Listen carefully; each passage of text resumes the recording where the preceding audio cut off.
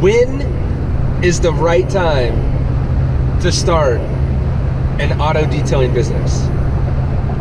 And I think this is a thought that happens a lot in entrepreneurship, and a question that gets asked a lot, not directly to me, just in general.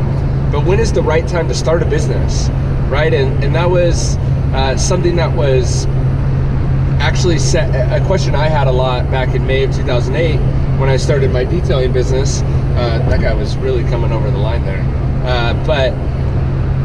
And in May of 2008, if you look back at history or whatever, we're in the midst of the Great Recession here in the United States.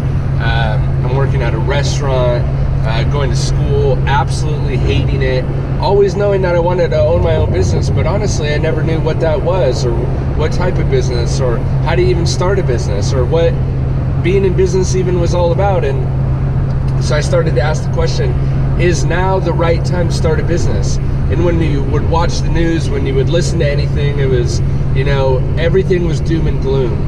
But what I've realized now, 10 years later, is that it's always doom and gloom when you watch the news. No matter what side of the political spectrum you're on, when you listen to talk radio, it's always doom and gloom. It's always negative news. It's always the worst time ever to start whatever it is possible, right?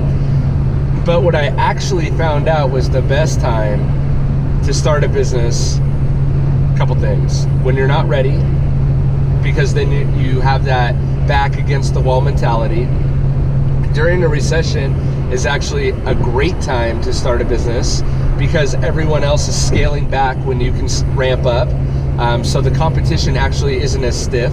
A lot of people are going out of business, less competition during a recession. But right now, right this minute, 2018, mid-2018, if you're watching this as this comes out, I think is absolutely one of the best times to start an auto detailing business. Right now is one of, I have this feeling that like the auto detailing industry as a whole is about to explode, right? As detailers, as coatings become more mainstream, we have this prosumer mentality. People are really caring for their cars like I've never seen. Product companies are going next level. I feel like this mom and pop industry is really about to explode and is exploding in pockets, right? And it's always been car culture has always been huge in a lot of areas around the world, but it's always been like heavily modifying a car, or mechanics, or auto styling, I guess. And I think that's what is kind of ushering in the detailing industry, is that people are getting their cars wrapped more, whether that's clear bra or color changes or whatever it may be, wrapping certain parts of their cars, and then they want to figure out how to maintain these wraps, or just in general the auto appearance industry, whether that's wraps, detailing, auto styling, customization, modifying, whatever it may be, is really becoming mainstream. And I think Gary Vee said something recently like, the world will eventually come to you. And what he was talking about is like rap music, right? Rap music wasn't popular, definitely wasn't popular when I was in school, because I remember really liking rap as, being able to relate to it so much as a upper middle class white guy, of course. I can really relate to the struggle that a lot of these rappers, especially in the early 2000s, were rapping about, right? Totally. So, but I remember always hearing in school, like, rap is crap, right? That's what kids used to always say to me, because rock and rock and roll and kind of that indie music was really the thing to like. And here in LA, listening to Power 106 was very taboo, at least for an upper middle class white boy. Anyway, I always liked it. But if you look at culture now, rap and hip hop is culture, right? Is everything. It's not taboo anymore. Every upper middle class white kid listens to rap, right? And so I think that same evolution is happening for the detailing industry, and we're just at the precipice of it, where culture is finally catching up to this auto appearance, automotive maintenance kind of. Their interest is becoming high on the priority list, where people want their cars to look better, not only because they want to keep them longer, but because it really is a reflection of that person, right?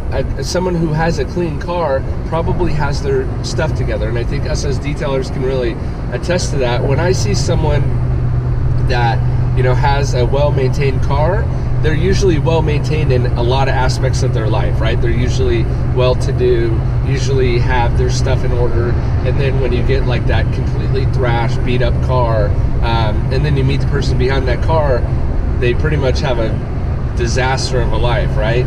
Not in every case, but in most cases, at least in my honest opinion.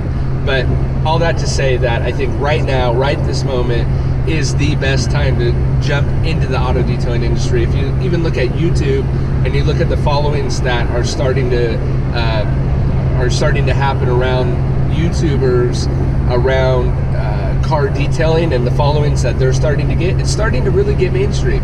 It's no more, you know, like 3, 5, 10,000 followers. It's hundreds of thousands, and even a couple reaching up into the millions, right? Which means to me that it's really becoming mainstream. So I'm excited because I've been in the industry for a while, and I remember when it was a bunch of, you know, renegades in the wild, wild west, and kind of just not half-assing at any stretch of the imagination, but really just kind of making it happen and kind of struggling through, and a real DIYer industry, right? And I guess that's the whole point of this video, is that the detailing industry is going from that homegrown DIYer to a corporate entity, right? And not that you have to be suit and tie and be all corpo, but that's what the competition is going to be, a lot more strategic in the thinking and strategy behind it, and therefore it's elevating the industry, which I think is what we all want that have been in the detailing industry for a long time. We really want some professionalism, and even through the organizations that are coming out, we've really been yearning for that professionalism and that next levelness to come to our little homegrown DIY industry. And I think it's happening. So if you've been on the fence about jumping in and starting a detailing business, I think right now is the opportune moment. And I'd love to be your guru on that, right? So obviously autodetailingpodcast.com, JimboDaily.com, the Detailer Inner Circle, if you're looking to really take your detailing business to the next level.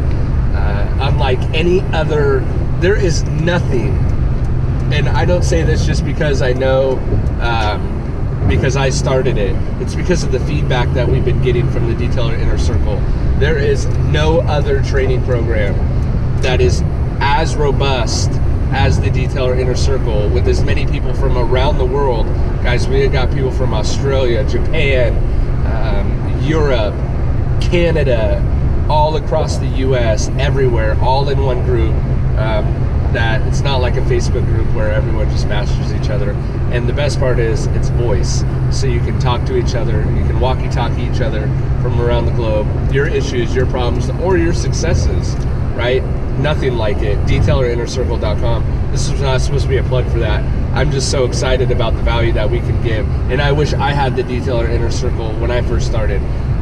It is $100 a month, just throwing it out there, but we give you a website and all the marketing material you're going to need to be completely successful in your detailing business. So start a detailing business right now. You don't need to be in the Detailer Inner Circle to start a business. Start your detailing business. See ya.